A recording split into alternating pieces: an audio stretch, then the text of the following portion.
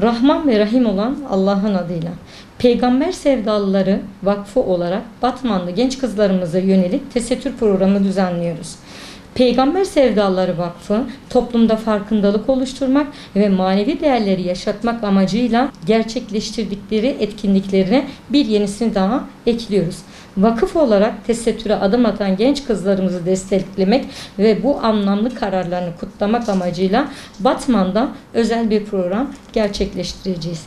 Niyet ettim örtünmeye, emrin başım üstüne sloganıyla düzenlenecek olan etkinlik 8-15 yaş kızlarının manevi gelişimlerine katkıda bulunmayı ve tesettür bilincini pekiştirmeyi hedefliyoruz. Vakıf olarak tesettüre giren genç kızların bu özel günlerinde yanlarında olmak ve onlara destek vermek isteyen tüm Batman halkını programa davet ediyoruz.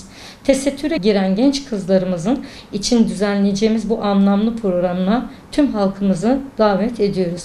Etkinliğimiz 14 Haziran Pazar yarın saat 17'de Gültepe Mahallesi'nde bulunan Su Parkı'nda olacaktır. Ebeveynlere şöyle bir çağrıda bulunmak istiyoruz. Küçük yaşta edinilen ve öğrenilen bilgiler et ve kemik gibi çocuğun benliğine yerleşir.